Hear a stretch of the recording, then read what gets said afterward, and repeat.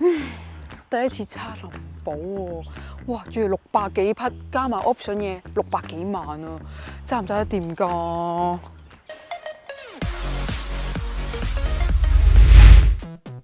眾所周知咧，依家嘅電車咧就係大趨勢嚟㗎啦。咁咧，但係 SUV 咧依然咧係大熱嚟嘅喎，就連超跑嘅品牌咧都要投入 SUV 嘅懷抱啊！咁咧，相信大家應該都知道我講緊邊個品牌、邊個型號啦，就係林寶堅尼嘅 Urus 啦。咁多個 SUV 車款當中咧，我覺得咧最有型都係 Urus 啊！尤其是咧佢夠晒大部啦，佢車頭部分咧夠晒兇猛啊！總之一句講到尾，夠晒型仔啊！不過咧，我今日咧身旁呢一部咧並唔係 Urus 啊，而係 Urus S， 係佢嘅 facelift 版本嚟嘅。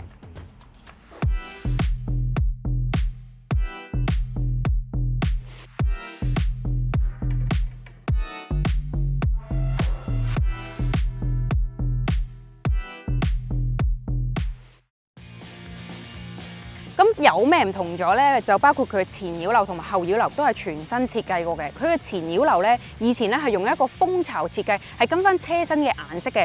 我個人咧就比較中意以前嗰個設計多啲嘅。不過咧，聽聞咧就話咧以前嗰個設計咧就比較難打理啊，例如打蠟啊、洗車咧比較難洗到嗰個位置啦。咁所以咧 facelift 版本咧今次咧就係咧用咗全黑色啦，同埋環間色嘅設計嘅，同埋頭冚上面咧就係用咗全碳纖啦，同埋多咗2個腮位。我覺得咧多咗2個腮位之後咧，嗰個骨線咧更加突出，更加好睇喎。而車廂方面咧就冇乜點大改變啦，改變咗啲乜咧？就係嗰啲物料上有少少唔同咗啦。而至於價錢方面係幾多錢呢？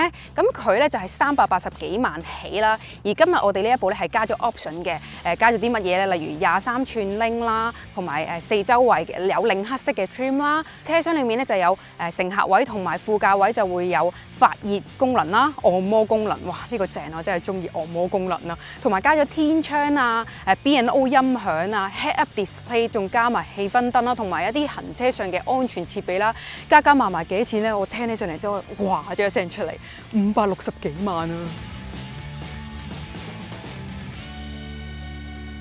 睇下個頭冚睇下先，哇！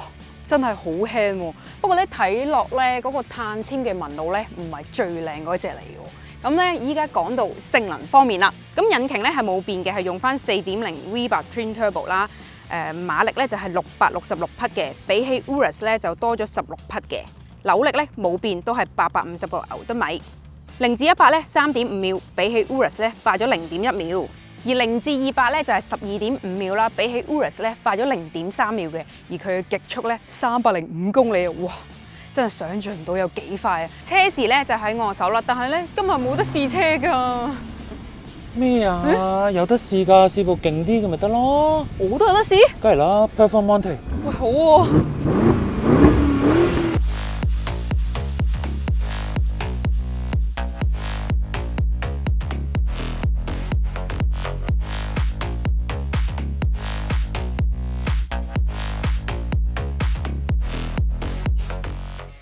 咁喺試車之前咧，咁啊容許我交代下 Urus Performante 究竟係咩嘅啦。咁早喺 Huracan 嘅時代咧 ，Performante 呢個型號已經出咗啦，即係 performance 咁嘅意思啦，性能啦。咁大家都覺得喂，林寶已經好高性能㗎啦。係啊 ，Performante 係性能以外再多啲性能啦，簡直係 Urus 嘅天花板啊！用咩方法去提升性能咧？咁喺汽車嘅世界咧，最簡單最奏效嘅方法咧就係減磅啦。我話減唔到啫，但係Performante 咧係減到嘅，點樣去減咧？你會見到咧，佢個頭冚咧依然都係全碳纖啦，但係2忽外露咗嘅。其次咧就係前後嘅擾流啦，前後嘅沙板眉啦、側裙啦、尾 diffuser 啦、2隻尾翼啦，甚至乎成個車頂咧都係碳纖維嘅。咁連埋一系列嘅減磅措施咧，廠方話總共輕咗47公斤。哇，47公斤喎，即係一個 Ferrari 咁重喎。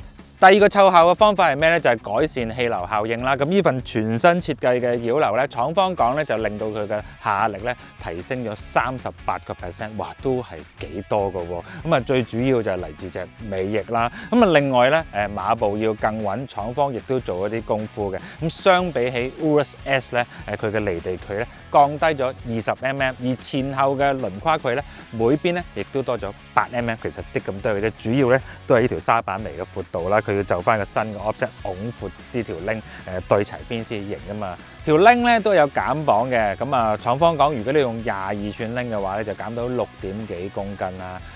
重點是什麼咧？重點咧就係下方呢條嚟自斯洛文尼亞嘅，我試下發音先啊 Akrapovic 嘅哇 Performante 專用喉 standard 設施嚟㗎啦。咁呢條喉啊，大家都知㗎啦，聲靚音勁㗎啦。咁啊，佢亦都有減磅嘅功能喎，減到10點幾公斤。喂，聽咗咁多嘢咧，即係都係唔明啊。其實點㗎？我講得好清楚㗎咯，都唔明。咁啊，我試下用啲對阿女，佢對食比較有興趣。嗱，簡單講咧，嗱，即係有3部車啦 ，Urus 啦、Urus S 啦，同埋 Urus Performante 啦。咁簡單講咧，你當佢係3隻白切雞 ，Urus 就係白切雞 ，Urus S 咧就係沙姜雞 ，Performante 係咩雞啊？我諗到啦，口水雞有辣椒嘅，都可以咁，都啱唔啱先？啱嘅。咁啊嗱，必須要強調啊，呢隻雞咧係新鮮嘅，係靚嘅，係好好食嘅。不過咧，其實咧佢唔係雞嚟嘅喎，陳生牛嚟嘅喎，點解會用雞嚟做例子咧？真係唔明。不過咧話時話，佢車廂有冇啲咩改變到啊？有好多改變添，入去睇睇。好啊！終於入到嚟啦，咁咧我就覺得咧，第一個感覺咧，同 Urus S 咧好似差唔多咁嘅。都唔係喎，好唔同喎。你見到成個車廂嘅物料咧，都係 Performante 專用嘅喎。係就係 Alcantara 啦，哇成個車廂都係咯。天花板咧都係喎。不過咧上面少咗個天窗，我中意有天窗。要輕啊嘛，咁廠方亦都講啦，用咗呢啲 Alcantara 嘅物料之後咧，呢個車重咧又減咗5點幾公斤。除咗加咗 Alcantara 之外咧，亦都有好多特別嘅 option 嘅。係。呢個車加咗咩 option 咧？第一樣嘢，你見到成架車咧，哇，滿佈晒碳纖維。前面呢啲都係啊，仲要係啞黑色嘅添。係啊，呢個係一個非常之昂貴嘅 option 啦。你見到兩條 A 柱有啲咩嘢啊？呢條 A 柱 B&O 音響 B&O 嘅音響啦，有 Head Up Display 啦。哇！呢架車嘅 option 咧係多到暈嘅。總共有啲咩咧？真係唔好意思，我真係要攞個電話出嚟講一講。仲有啲咩咧？譬如車身轉咗做23寸嘅鈴啦，唔知貴咗幾錢啦？嗰幾粒螺絲咧，鈦合金嘅喎。幾多錢一粒啊？哇，唔知啊。咁我呢個側鏡殼咧又變成咗碳纖啦。我哋坐緊呢張凳咧，同 Urus S 一樣啦，又係多功能通風發熱，有按摩，你最中意嘅按摩，係啦。咁啊氣氛燈，咁啊佢講咗樣好得意嘅嘢喎，我揾嚟揾去咧，都好似佢揾咗我笨。佢話碳纖油缸蓋喎，我睇哇都唔係啊，白色嘅啫嘛。係咯。咁我以為佢寫錯啦。係。跟住原來唔係喎，係你打開咗個油缸蓋之後，嗰個碳纖油缸內蓋，哦，真係碳纖，即係裡面嗰個啫。咁都要碳纖。咁呢架車最後我哋今日試嘅 demo car 咧，埋單價咧就係650幾萬。哇！即係而家樓市冧咧，650幾萬咧已經可以買到一層，揸住層樓出街。係啊，可以買一層唔錯嘅樓啊。係咯。咁啊換轉個角度啦嚇，666匹就650幾萬，都係唔使1萬蚊匹啦，抵唔抵啊？抵唔抵啊？抵唔抵啊？我買唔起嘅，我諗唔到咯，我唔知咯，咁試車啦，好嘛？好，喂，但係我試喎，喂，你會俾我試先嘅？我坐咗個司機位喎。調位啦，讓下我都好啊，好唔好先？行啦。好啦，好啦。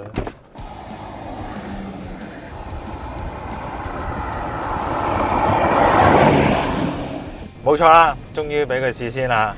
正。咁啊，林布堅尼嘅第一次咧 Ferrari 就獻出咗俾 Urus Performante。喂，反而咧，我想講咧，我第一下上車啦，因為始終第一次揸林布啊嘛。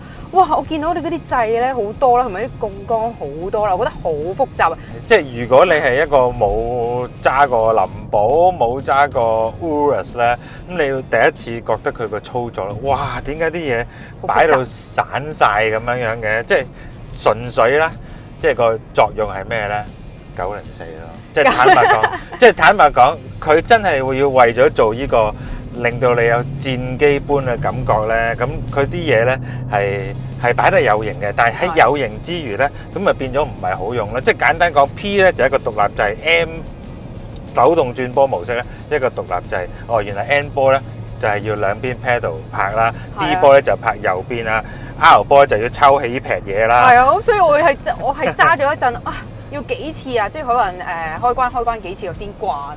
係，即係純粹喺使用就手程度上邊咧，佢係麻麻地嘅，但係佢擺得靚唔靚？擺得靚嘅，同埋我覺得呢一嚿紅色嘅 stop 仔呢一度咧，多咗一嚿嘢要掀開先至係咯，加林寶都係嘅。但係其實咧，我用隻手指可以直接咁篤入去喎。係，呢個都係啲要型嘅嘢啦。咁你見到兩個咁嘅拉桿咧，一邊咧就係唔同嘅行車模式啦。咁呢個咧就 set 咗4個行車模式嘅，包括咗 Strada 啦、Sport 啦、Crosser 啦，同埋 Wally 嗰陣再解釋啦。右邊咧就係一個所謂嘅自定行車嘅編號選擇鍵啦。你可以揀Powertrain 啦、揀轉向啦，同埋避震啦。咁避震咧亦都有少少唔同，我一陣再講嘅。咁你初第一次揸林寶，第一次揸 Urus， 大家想唔想知佢嘅感覺係點啊？喂，第一感覺梗係緊張啦，咪始終呢部車600幾萬喎。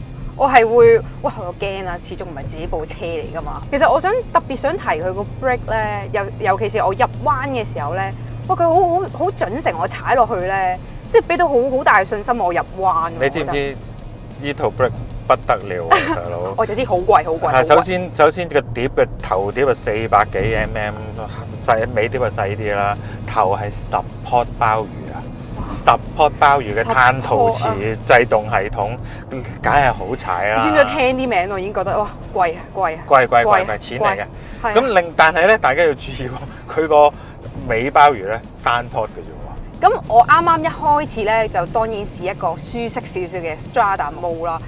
我又覺得都唔係咁難控制啫。咁始終有啲人成日都話女仔揸唔揸到㗎？咦，我又真係揸到喎。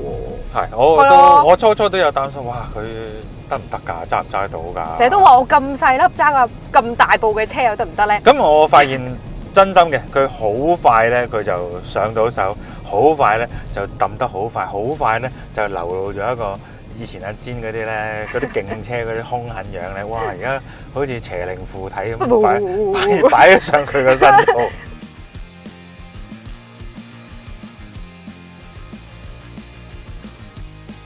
Strada Mode 我已經試咗一陣啦，我想試下 Sport Mode 係咩 feel？喂，自己嚟啊！哦，梗係好㗎。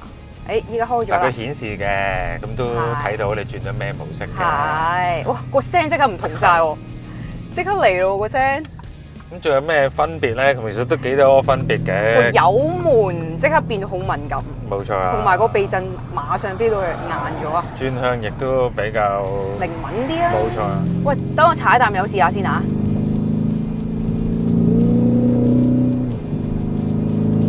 哇！嗰個聲聽唔聽到啊？聽到我嘅心跳聲。我好少見佢揸，哇！呢個速度，哇！你睇你女人胸起你上嚟咧，真係非同小可。係對你啫。好啦，咁啊，我哋溫和少少啊。你作為一個女士，喂，好多女士都害怕揸架林寶堅尼嘅，你有咩同各位你嘅絲打講下咧？喂，初啲人會聽到話林寶 Urus 仲要咁大架喎，會唔會冇信心揸？咁我初會有少少怯㗎，你知㗎。但係一試咗上即係試咗上車之後咧，哇，又唔會喎，因為我會覺得初見到會唔會好似架船咁啊？咁大架揸落去其實都唔係咁大架啫，同埋佢車身我以為好重好難去 handle 佢咯，又唔會咯。咁至於女士關心嗰啲擺嘢啊、尾箱容積啊嗰啲都唔需要擔心，因為實情佢一架 Q8嚟噶嘛。係。喂，到我未啦？喂，等我轉埋呢個彎先啦，好嘛？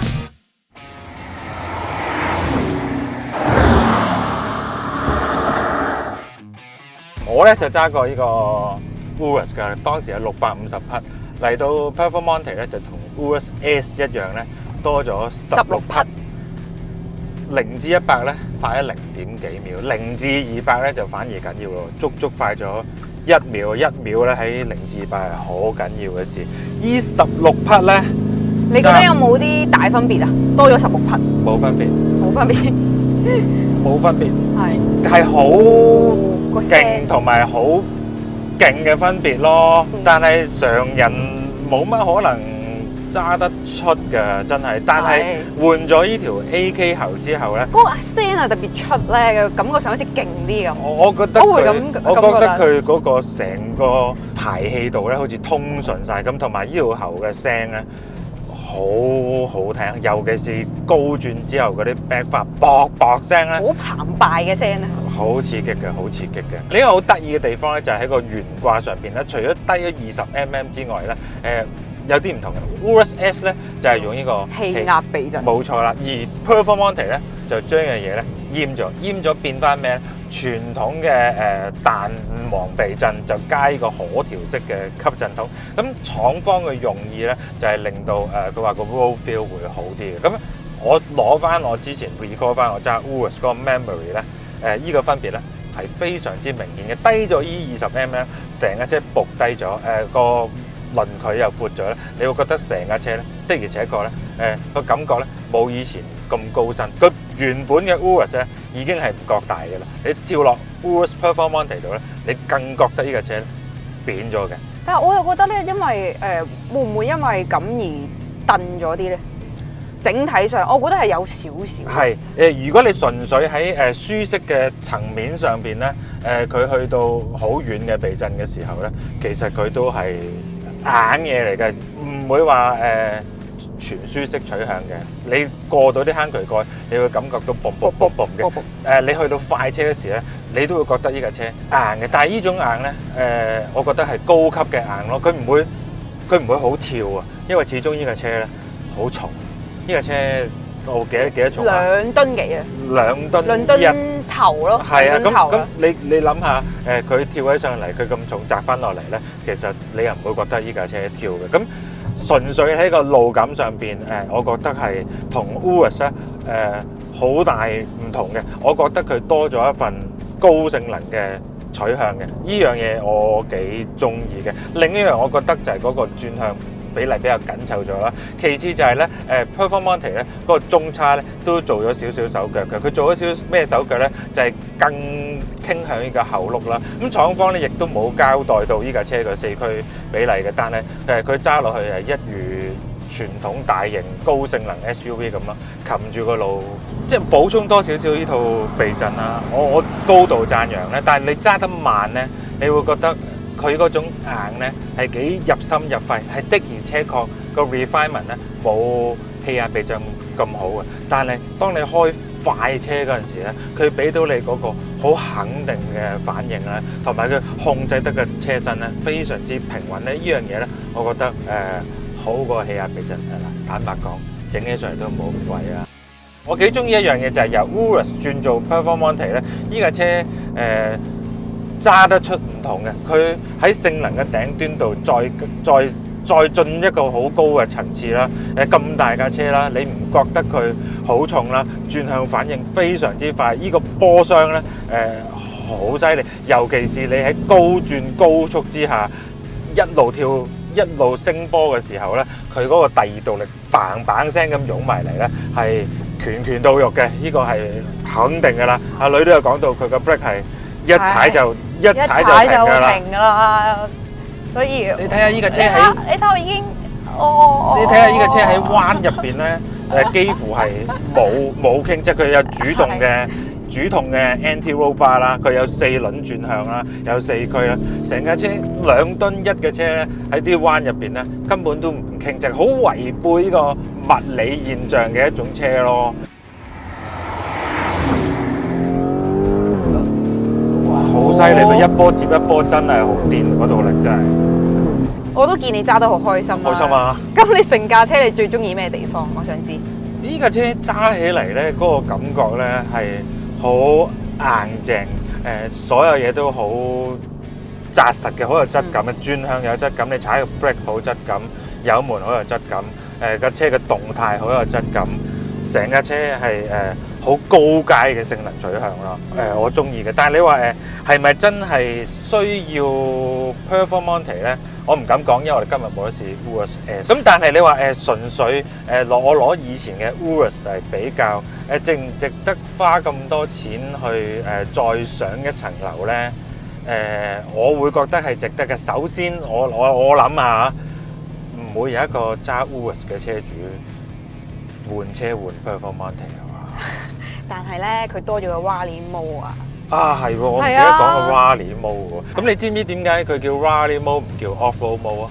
咁佢係咪可以當賽車咁樣行？你都蠢唔晒喎，真係。哎呀，Rally 嘅模式係咩咧？Rally 係賽車嚟噶嘛，意思即係話你喺一啲低爪着力嘅地方，你都可以頂住佢咯。呢架車，我會轉用我自己反而喜愛嘅 Corsa Mode。係嘛？哇！你聽下把聲，Corsa Mode 咧係最癲嘅模式啦。咁 ESP 咧會介入得更少啦，反應咧係遠比你預期中快。你諗唔到咧咁大嚿嘅嘢咧，佢可以做啲咁嘅反應。即係以前林寶好多人叫牛啦，咁我一早嚟到 Urus 咧，我會覺得佢係一隻暴龍啦。暴龍 mix 咗牛嘅暴牛 ，OK？ 暴牛係咪？我會叫佢做暴速牛龍咯。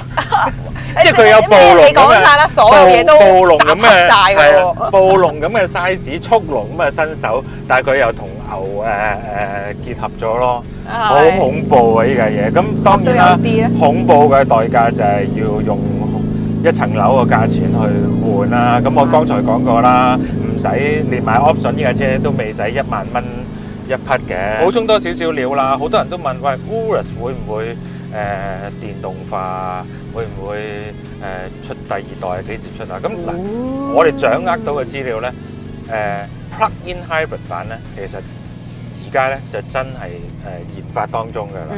咁用呢個殼嘅。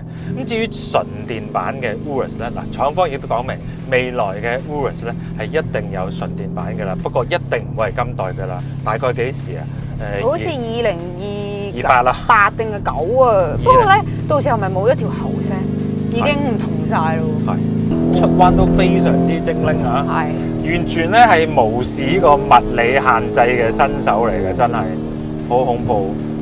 即係但係一定要盯緊嘅速度咯，因為咁大部嘅車咧，佢又即係高身啦，你唔會覺得好快，但係你一望個錶，哇！其實已經係啦，好快㗎啦。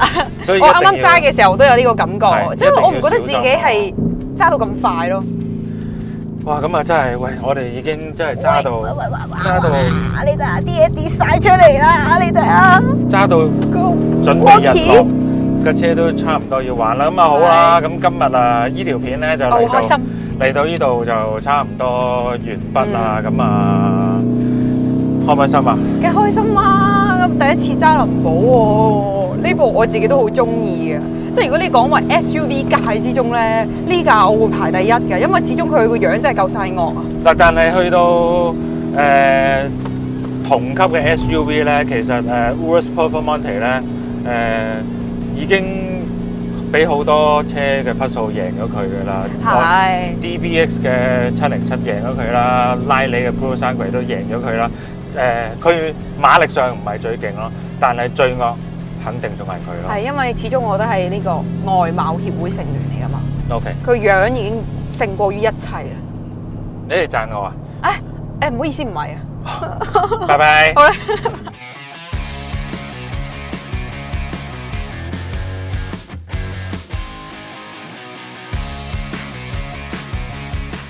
減到10點幾公斤喎。